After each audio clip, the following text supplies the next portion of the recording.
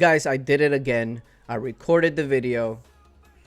This time I had a video playing in the background, and it literally, it was just me talking, and then the video in the background, it was,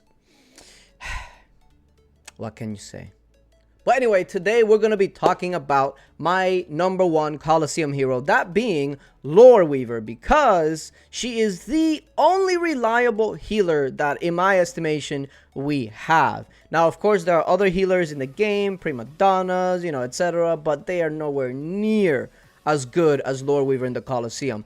But if you want another reason as to why you would want to get her outside of the Colosseum stuff, listen. She is part of what we like to call the trio, okay?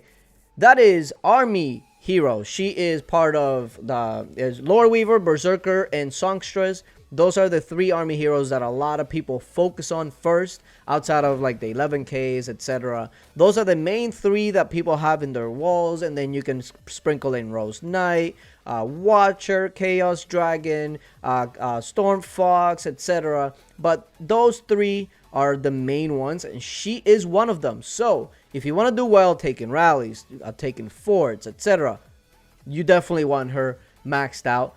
But besides all that, let's get to the Colosseum stuff. Why is she such a standout healer and so above the rest? Well, first of all, basically the easy answer is because 75 of her skills are some sort of healing. Okay, Phantom Castle also reduces damage that you take by 20%. So not only does it heal you, it reduces the damage that you take.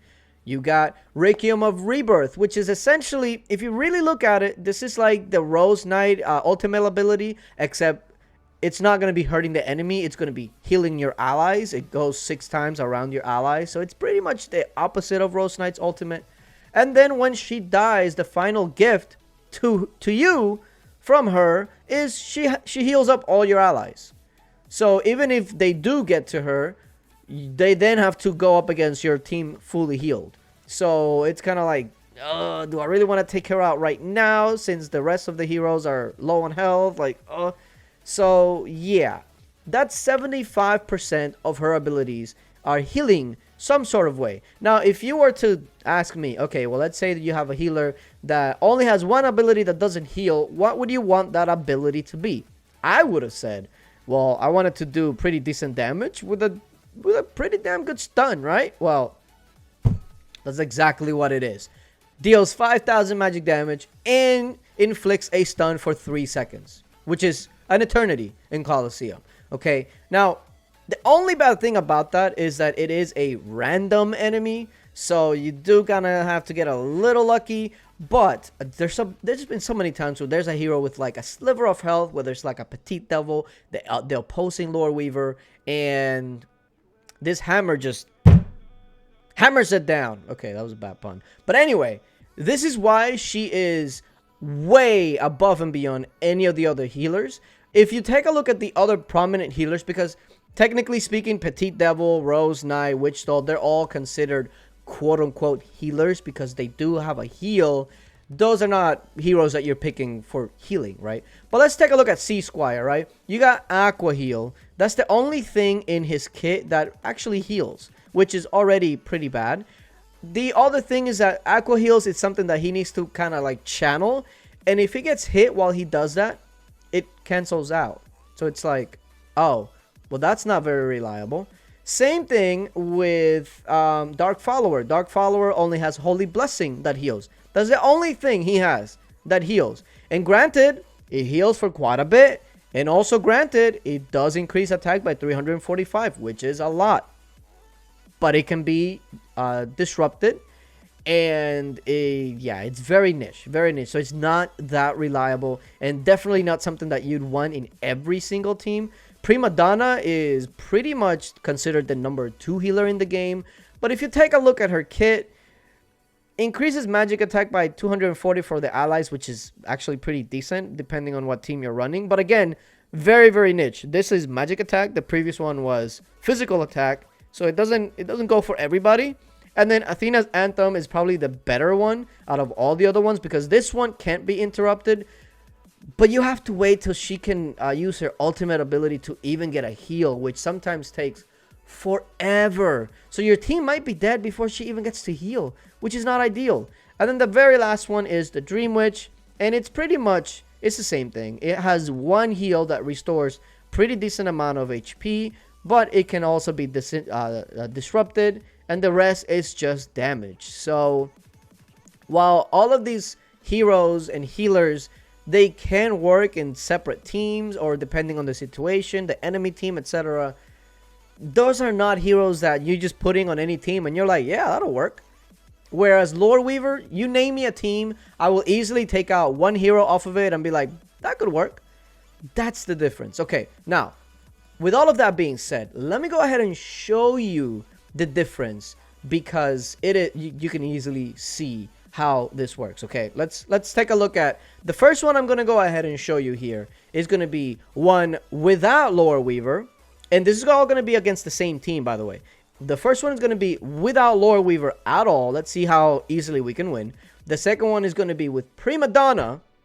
And then the third one is going to be once you slot Lore Weaver into that. So let's go. Now, I want you guys to take a look at this, right? I want you to see the enemy team. That is a very standard team. There's your regular Don Guapo, Grove Guardian, Petite Devil, Rose Knight, Lore Weaver. Pretty standard. Petite Devil is being used more than Witch Doll this constellation because of the constellation boost that she gets. But look at my team. It's 3 assassins, Don Guapo, and Tracker. Now, I chose Tracker because Tracker does really, really well alongside assassins because of her burst damage, her AoE, her stun. It goes really, really well with the assassin. So this is no healer. I mean, Curse Hunter has a slight heal, but this is essentially no healer. And let's see exactly how this goes. So priority number 1 is Petite Devil. Like most times when you're facing Petite Devil, she is priority number 1. And as you can tell there, she's still not down. We get a little lucky there with the Tracker and yeah, doing enough damage. But look, we lost Demon Slayer already. Remember, we don't really have a reliable heal, so all our teams, there's a lot of red. It's a lot of red. Curse Hunter is down. This isn't looking very reliable at all. Yeah, I don't have heals. Femme Fatale goes down, so again, I'm down to only 2 heroes. Now, we will still win this, but we didn't win fairly easily, right? Like, we struggled. Like, a couple of bounces here and there for them, and we might have lost that. So, look at that. Don Guapo just barely survived. Now, we're going to do that same thing against the same heroes, but this time, I'm going to be using Prima Donna, because what was our issue before with the Assassin and Trackers? Yeah, we did enough damage, but boy, oh boy, were we almost dead. Well, so let's go ahead and slot in a healer and see how well Prima Donna will actually do. Keep in mind that Prima Donna this week has a constellation boost, so she should be actually doing better than she does. Okay, but let's take a look and see how Prima Donna would fare with the Assassins. Again, priority number 1 is that Petite Devil because, oof. Okay, Petite Devil down. It's all looking good. But what did I say about the other healers? They just don't have reliable healers. And look, Femme Fatale is dead. Demon Slayer is dead now. Curse Hunter's about to go down. And I just now got a heal. After almost all of my heroes died, then I get a heal. And now Curse Hunter's about to die again, but I don't have heals coming my way. That's the problem with these other heroes. Illustrated here. Prima Donna, because her heal is only with her ultimate ability. The other ones, because it can be interrupted, and once again, it only happens every so often. Whereas Lore Weaver, pretty much everything she does is gonna heal you. And look, I'm gonna spare you this whole thing, right? It just becomes a timer. It goes all the way down to 0, and I lose because I just didn't have the damage. So while I did live, I didn't beat them. So yeah, not great. Not great at all.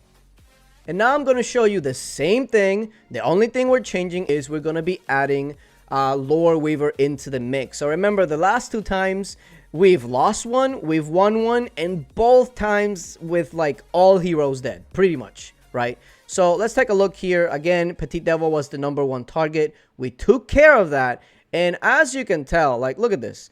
It's so much easier. Their healer is down now, and even though Curse Hunter dies right here, Lore Weaver is going to go ahead and heal herself, and she's going to be able to start healing everybody else. Femme Fatale is going to use her Life Leech to heal just a bit, and then the Butterfly comes out, which right there saves Don Guapo, saves Demon Slayer, and tops off Femme Fatale. Again, she is just... Look at this. And she was able to survive that, which didn't really matter because even if she did not dodge that, the rest of the teams that I have, which is more than just 2 heroes now, will take care of that easily. So that is the stark difference between the healers. So yeah, let me know what you guys think. Lore Weaver for now is my number 1. I say for now because new heroes do come out. Maybe another healer may come out later down the road. Who knows? But Lore Weaver, I mean, who isn't using Lore Weaver? I'm using her. They're using her. Using her. Using her. Like, you get it. Lore Weaver is like on 100% of teams. Like, and if you don't use her on defense, it's so easier to take you down because I just have to outlast you. That's it. I just have to outlast you. Like, look. Is there a team without a Lore Weaver? I ain't seeing it. I ain't seeing it. Yeah, I ain't seeing it. So, yeah. When there is a hero that is in 100% of teams... Okay, that's not entirely true, but you get it. You get it. That is easily, by far, the best Colosseum hero right now. But now, this is my opinion, though. If you disagree, let me know who your number 1 Colosseum heroes are, because I would love to hear your explanation to that. But yeah, appreciate you guys for watching, and until later, bye.